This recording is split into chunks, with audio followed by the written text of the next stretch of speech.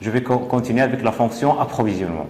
Je définis cette fonction approvisionnement comme étant la fonction qui s'occupe de toutes les tâches. Donc on a vu qu'une fonction c'est une suite de tâches. Donc toutes les tâches d'acquisition des biens et des services nécessaires à l'activité de l'entreprise.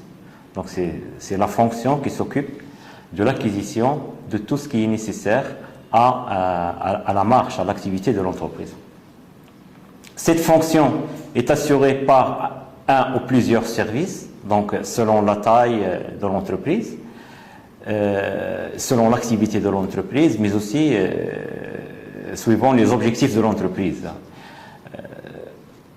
Globalement, la mission de cette fonction se résume en la réponse à deux questions. Quand et combien. Quand commander, le temps il est très important, donc il ne faut pas commander les marchandises et les stocker, ça coûte.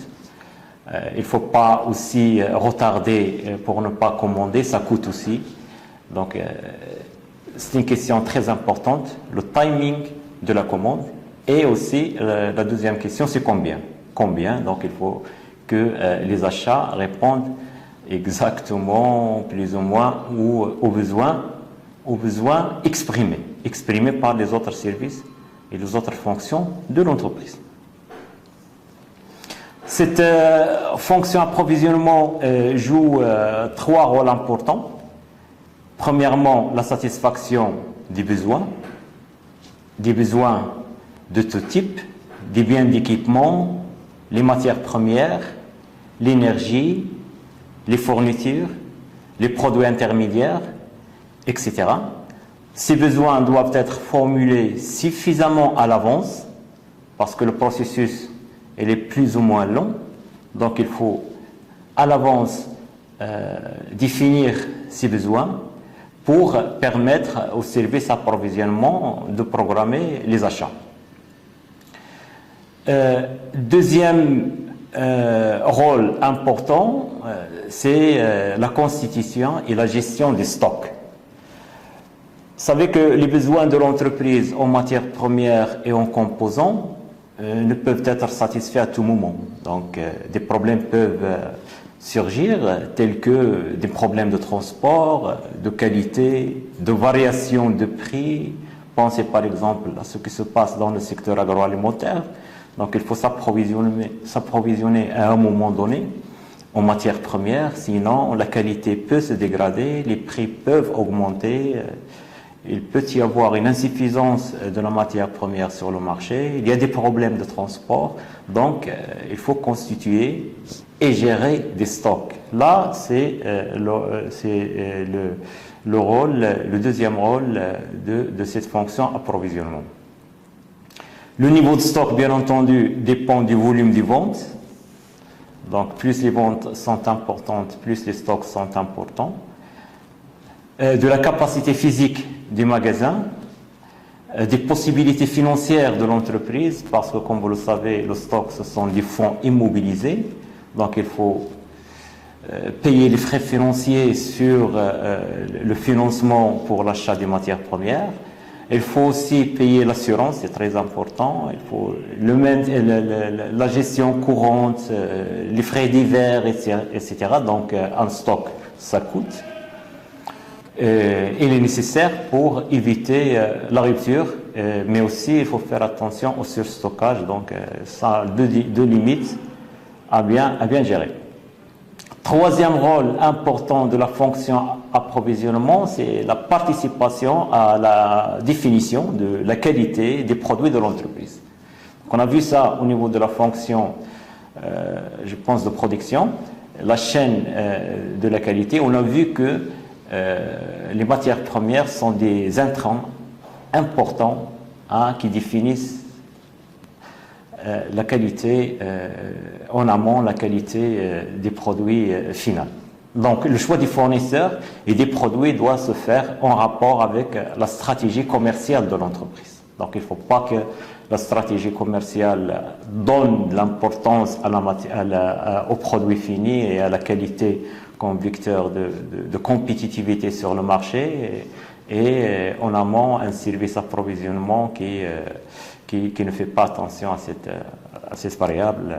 Donc ça risque de porter atteinte à l'objectif recherché. Là, ce sont les trois rôles principaux de la fonction approvisionnement. Maintenant, comment cette fonction, sachant bien que, par exemple, lorsque j'ai parlé des stocks, sachant bien qu'il y a une matière, une discipline à part entière qui s'intéresse à la gestion des stocks. Donc, c'est toute une matière qui concerne ce volet-là de la fonction approvisionnement. Comment maintenant, ce qui est important pour nous, c'est comment voir comment cette fonction approvisionnement est organisée. Ben, la place de la fonction approvisionnement dans l'organisation dépend tout d'abord de la taille de l'entreprise. Plus l'entreprise est importante, donc plus les matières premières sont importantes et plus le service ou la fonction approvisionnement est importante.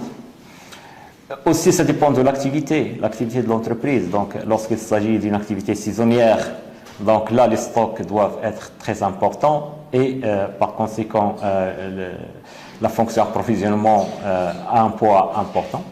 Lorsqu'il s'agit d'une activité, par exemple, de service, là, l'approvisionnement, ça ne constitue pas grand-chose. Donc, tout ce qui est fourniture de verrous, peut-être, etc. Donc, c'est pas très important lorsqu'il s'agit d'une activité de service. Donc, ça dépend. En tout cas, ça dépend de l'activité de l'entreprise, de sa taille, mais aussi des objectifs de l'entreprise. Parfois, des objectifs de l'entreprise, lorsqu'on a parlé, par exemple, de la qualité, si l'entreprise a un objectif qualité, là, la mission de la fonction approvisionnement est très importante. Donc, et par là, il acquis une certaine place dans l'organisation qui a son importance. Bon, cette fonction maintenant peut être rattachée à la direction générale, s'il est très important, si elle représente un enjeu stratégique important, peut-être directement rattachée à la direction générale, ou bien à la direction technique. Technique, ça veut dire rattaché à la production, ou à la direction logistique, tout ce qui est manutention, transport, etc. Là aussi, c'est une fonction qui s'apparente à ce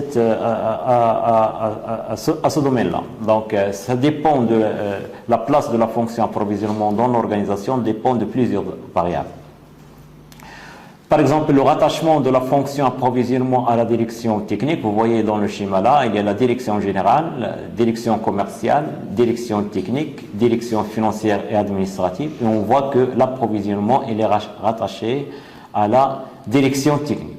Donc là, cet organisme est expliqué par une variable qu'on a cité auparavant. Donc, pourquoi l'approvisionnement est rattaché à la direction technique? Il faut voir un peu l'activité de l'entreprise, ou bien les objectifs de l'entreprise, ou bien la taille de l'entreprise, etc. Et ce qu'on va demander des étudiants, chaque fois devant un organigramme, une organisation des fonctions, essayer d'analyser et essayer pourquoi ce rattachement-là. Là, c'est aussi un objectif parmi les autres objectifs de ce cours. C'est donner à l'étudiant les moyens et les outils nécessaires pour pouvoir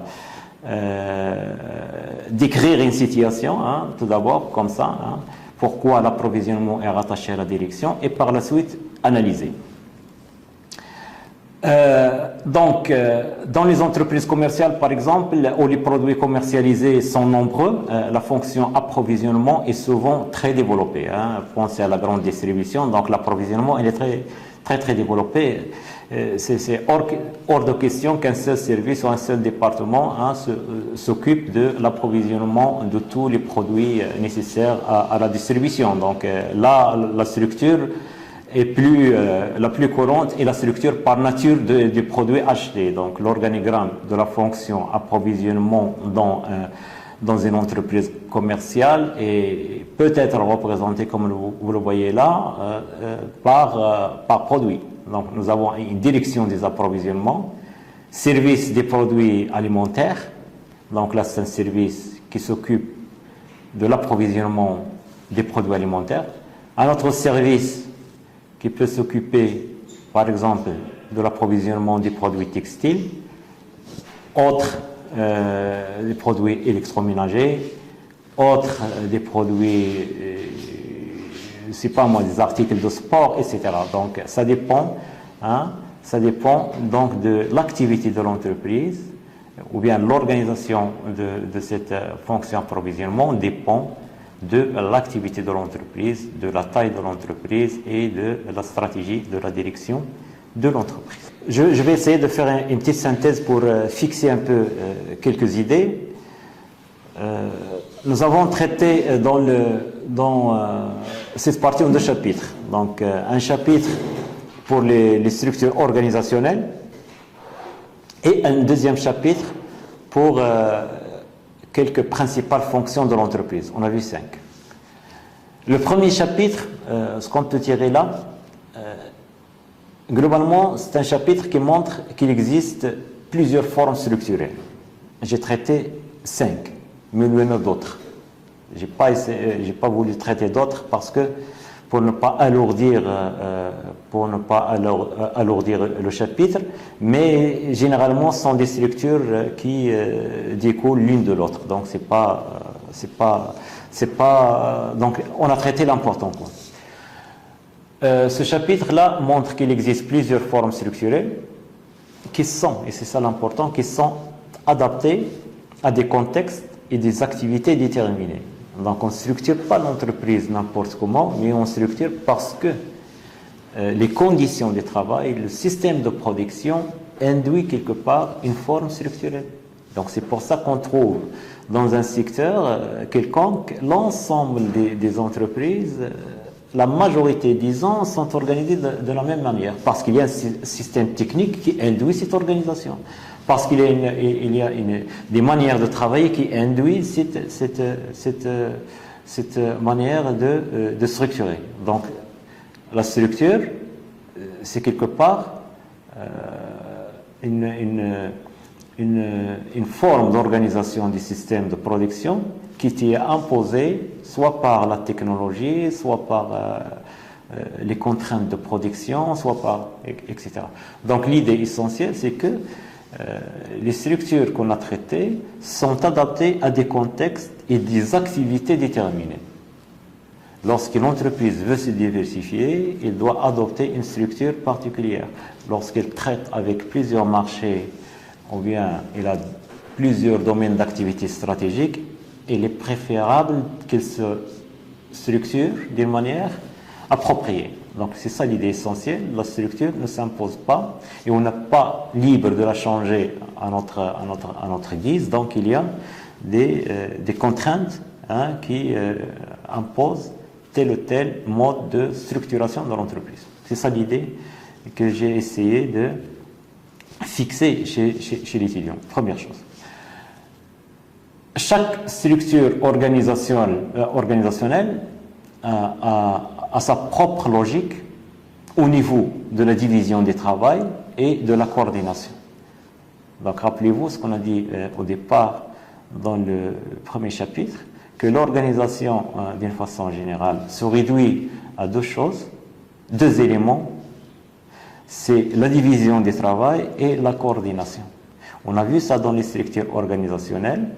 Donc, chaque structure a sa manière d'organiser le travail et de le coordonner. Peut-être c'est sa manière de coordonner le travail et de le diviser qu'induit la structure. Donc on ne sait pas, mais il y a un lien fondamental entre les deux. Là, c'est une question très intéressante à voir. Et c'est un point essentiel à fixer. Donc il y a deux. Nous avons aussi montré qu'à côté d'une structure formelle schématisée par l'organigramme, il y a ce qu'on appelle une structure informelle. Donc l'organigramme ou la structure formelle, son schéma, c'est l'organigramme qui définit les circuits d'information, les relations sociales, les relations hiérarchiques, qui doit obéir à qui est dans l'ordre à qui, quels sont les niveaux hiérarchiques, etc. Donc ça, on l'a vu dans les structures organisationnelles qui sont matérialisées par des organigrammes. Il y a ça, mais il y a ce qu'on appelle le sociogramme, qui représente quoi? Il représente l'organisation informelle. L'organisation informelle, c'est quoi? C'est l'ensemble des relations sociales, affectives, relations de proximité, relations culturelles qui se nouent et qui se forment à l'abri de l'organisation formelle. À l'abri de l'organisation formelle. Et parfois, ils peuvent contourner les règles, ils peuvent contourner les circuits d'information formelle, ils peuvent même contourner les objectifs de l'organisation. Donc, il y a l'organisation formelle souhaitée, planifiée et désirée par la direction de l'entreprise, mais à côté de cette formation, cette structure formelle, il y a une structure, une organisation informelle. Donc, il y a d'autres réseaux d'information, il y a d'autres objectifs, il y a d'autres cultures, il y a d'autres liens, il y a hiérarchiques peut-être qui se nouent à l'abri de l'organisation formelle et qui sont nécessaires pour le maintien et le bon fonctionnement de la structure formelle. Donc c'est pas toujours une mauvaise chose, mais parfois c'est nécessaire et ça aide au bon fonctionnement de l'organisation formelle. Je pense par exemple aux entreprises qui sont dirigées par des équipes de direction étrangères et qui travaillent avec une main-d'œuvre marocaine. Donc deux cultures qui sont tout à fait différentes et qui coexistent, c'est parce qu'il y a un compromis quelque part, je ne sais pas comment appeler ça, mais ce sont deux organisations, deux cultures, en tout cas dans une même organisation qui fonctionne. Donc tout ça, c'était un peu l'objectif de la deuxième partie, ou plutôt du premier chapitre de la deuxième partie. Le deuxième chapitre, j'ai présenté d'une manière très résumée, très synthétique, quelques principales fonctions de l'entreprise. Et mon objectif était d'évoquer tout simplement leur aspect organisationnel et leur principale mission. Sachant bien que je n'ai pas parlé d'autres fonctions qui sont très importantes et qui répondent justement au contexte de développement actuel, notamment la fonction qualité, donc elle est très importante dans l'organisation. Et là aussi, il y a beaucoup de choses à dire, beaucoup de choses à savoir sur comment cette fonction s'inscrit dans le contexte organisationnel, quel rapport avec les autres fonctions, quelle mission importante, etc. Mais l'objectif ultime, c'était quoi? C'était de montrer un peu cette entreprise comme étant un système et comment ces différentes parties de ce système fonctionnent, par des exemples. Aussi, j'ai essayé tout au long du cours de ne pas donner des exemples pour ne pas alourdir le cours, mais j'ai donné l'importance aux définitions, aux concepts qui est nécessaire à apprendre, sachant bien que ce cours a une suite dans, je pense, S4. Et aussi, sachant bien que j'étais synthétique à ce niveau du deuxième chapitre, parce que chacune des fonctions qui ont été traitées représente une discipline à part entière, qui constitue un cours du cursus du management, du cursus universitaire du management. Donc tout ça, ce sont des cours avec leur méthodologie, leur méthode de raisonnement, leur méthode d'analyse. Je pense à la gestion financière, donc on n'a pas présenté la fonction financière, mais il y a la gestion financière où il y a des calculs à faire, il y a tout un savoir à mobiliser pour vraiment assimiler cette fonction. Il y a aussi le marketing, donc tout ce qui est, j'ai parlé un peu de l'organisation, j'ai parlé de certains détails, mais finalement le marketing c'est l'analyse de données, c'est un calcul prévisionnel à faire, etc., de prévision à faire, etc. L'importance, par exemple, de la gestion de la production, c'est l'application des mathématiques pour des fonctions d'optimisation de la production, c'est les statistiques, par exemple, pour le marketing, c'est très important, et ainsi de suite. Donc, j'étais synthétique, j'ai essayé tout simplement de montrer un peu l'imbrication de tous ces éléments-là, comment ils sont organisés, comment ils s'inscrivent dans un cadre général. Donc, c'est là l'objectif, c'est là la conclusion, c'est là l'objectif des deux chapitres, et c'est là la conclusion de la deuxième partie. Il reste maintenant une conclusion générale. Le plan qui a été adopté dans ce cours permet à travers la présentation de l'évolution des modes d'organisation, d'administration et de structuration des entreprises, d'atteindre les objectifs tracés à ce cours, à savoir la compréhension de l'évolution des modes d'organisation des entreprises, comment ces modes d'organisation ont évolué. C'est très important de comprendre ça. Pour comprendre l'état actuel, donc il faut revenir un peu. Il y avait tout un historique, toute une histoire derrière l'organisation qu'on voit actuellement. Et on a vu au départ quels étaient les objectifs recherchés, quelles étaient les contraintes imposées pour l'entreprise, pour la production, et comment ces contraintes ont été relevées, ont été supportées, et par quel mode de production, et par quelle structure organisationnelle, et par quel mode de management. Donc là, on était un peu dans le commencement de l'organisation moderne. Et cette évolution-là, tout au long de cette évolution, il y a des concepts, il y a des auteurs, il y a des définitions, il y a des concepts de l'économie et de l'organisation. Ça, c'est important. Donc, on a suivi un peu cette évolution et notre objectif était d'assimiler l'évolution des modes d'organisation des entreprises. Aussi,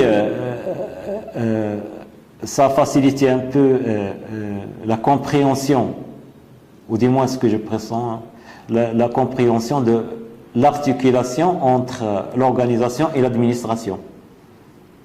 Donc, quel type d'administration pour quel type d'organisation et pourquoi.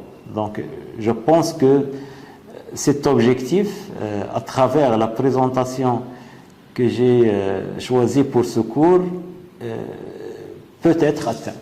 Donc, on essaie de faire, j'ai essayé de donner le maximum d'éléments pour que l'étudiant puisse faire un peu le lien entre le mode d'organisation et le mode d'administration. Et aussi, j'ai visé comme objectif la maîtrise du vocabulaire et des concepts en rapport avec cette organisation. Donc, et surtout la compréhension de l'organisation comme étant un système. C'est un système, c'est un tout. Un système en perpétuelle adaptation, donc il change. On a vu ça. Donc, c'est un système en perpétuelle adaptation avec son environnement, non seulement externe, mais aussi interne. Non seulement l'environnement externe, mais aussi son environnement interne.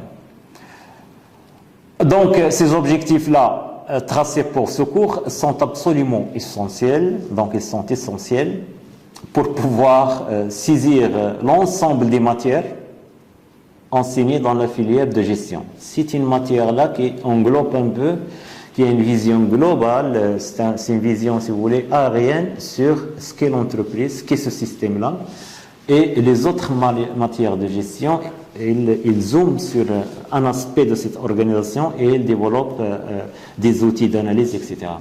Donc là, si vous voulez, la matière, c'est un regard d'une certaine attitude sur une réalité et les autres matières, essentielles d'ailleurs pour comprendre ce qui facilite amplement la compréhension et développe chez l'étudiant une vision globale de la gestion. Une vision globale de la gestion. Donc on ne peut pas parler du marketing sans connaître un peu les contraintes de la production. On ne peut pas parler des contraintes de la production sans connaître un peu les contraintes de la commercialisation. On ne peut pas parler de la commercialisation sans avoir une idée sur ce qu'est l'approvisionnement. On ne peut pas parler sur l'approvisionnement sans voir un peu quelles sont les possibilités financières de l'entreprise pour acheter, pour stocker, etc. Donc c'est un tout. La gestion, c'est un tout. C'est le même sujet, d'ailleurs, c'est le même sujet. Et cette vision globale qu'offre cette matière-là facilite un peu, amplement, la compréhension de ces matières-là. Un ultime objectif, si je peux parler d'un dernier objectif de ce cours, qui n'a pas été mentionné, mais c'est beaucoup plus espéré. J'espère, par cette méthodologie audiovisuelle, développer chez l'étudiant une aptitude de compréhension, l'inviter à aller chercher un peu plus loin, et l'inviter aussi à utiliser ce qu'on lui a donné comme outil dans ce cours-là, parce que là, finalement, ce sont des outils. Tout ça, ce sont des outils. Lorsqu'on parle, par exemple, de la spécialisation du travail, la structure formelle, la structure informelle, le mode de management, grille d'évaluation, tout ce qu'on a donné là comme concept, comme définition, j'espère, qu'ils peuvent être utilisés par les étudiants comme étant des outils, leur permettant tout d'abord de comprendre une situation quelconque, une organisation quelconque, il faut la comprendre par ces outils d'analyse là qu'on vous donne, et essayer par la suite d'analyser des situations réelles. Donc là, c'est un objectif que je souhaite développer chez les étudiants. Et finalement, je remercie les gens qui nous ont donné cette possibilité pour mettre à votre disposition cette vidéo. Merci.